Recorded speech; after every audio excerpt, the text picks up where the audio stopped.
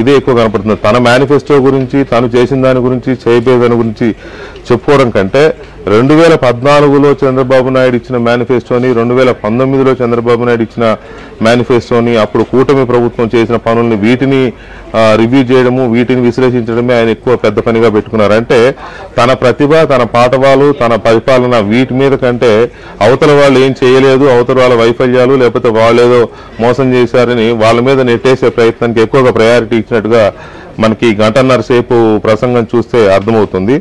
తర్వాత ఇక తన మేనిఫెస్టో విషయానికి వస్తే ఒక రకంగా చెప్పాలంటే, సింగిల్ వర్డ్లో చెప్పాలంటే ఈ మేనిఫెస్టో కొండను తవ్వి ఎలకను పట్టినట్టుగా కనపడుతుంది మనకి. ఒక రకంగా జగన్మోహన్ రెడ్డి గారి ప్రజెంట్ చేసిన ఈ మేనిఫెస్టో తుస్సుమనిపించింది.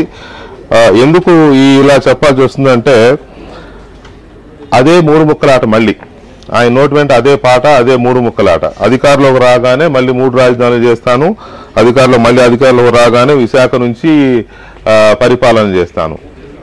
ఇది ఎంత అంటే ఇది ఎంత నవ్వులాటతో కూడిన మేనిఫెస్టో, లేదా ఎంత హామీ అంటే, ఆయనే ఏడాది క్రితం ఈ ప్రస్తుత అసెంబ్లీలో ఆయనే ఆ చట్టాలు వెనక్కి తీసుకున్నారు. ఇప్పుడు 3 రాజధానుల చట్టాలు అమల్లో లేవు, ఆయనే వెనక్కి తీసుకున్నారు. పైగా ఈ కేసులు కోర్టులో ఉన్నాయి.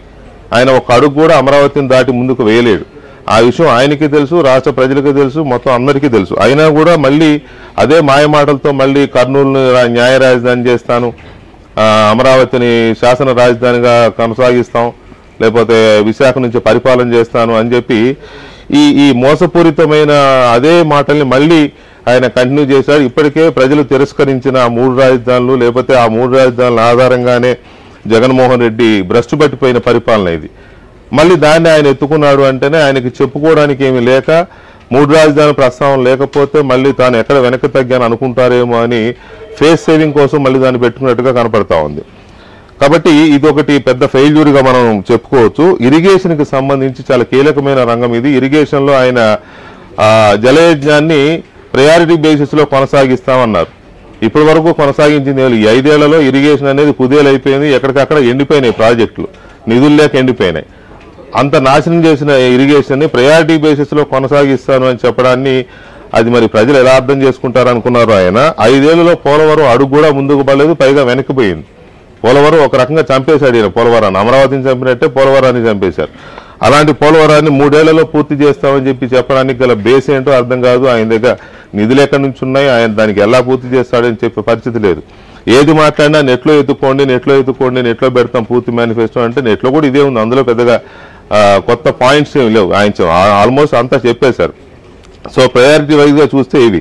ఇక ఆయన ఇంకొక అంశాన్ని ఏం చేశారంటే, ఈ కూటమి మేనిఫెస్టో, తెలుగుదేశం, జనసేన, బీజేపీ కూటమి ఇచ్చిన మేనిఫెస్టోలో 4,000 రూపాయలు పెన్షన్ పెంచుతామని చెప్పాయి ఆ పార్టీ మేనిఫెస్టోలో.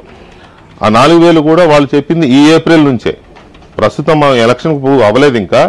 మొన్న ఫస్ట్ తేదీన పెన్షన్లు ఇచ్చేటప్పుడు కొంత గందరగోళం జరిగింది, కొంతమంది చనిపోయారనే ఒక బాధ కూడా కలిగింది. కాబట్టి రాష్ట్రంలో చంద్రబాబు నాయుడు ప్రకటించింది ఏంటంటే, అధికారంలోకి వచ్చిన తర్వాత ఈ ఏప్రిల్ నుంచే పెంచిన పెన్షన్లు కూడా ఇస్తామని చెప్పాడు ఆయన.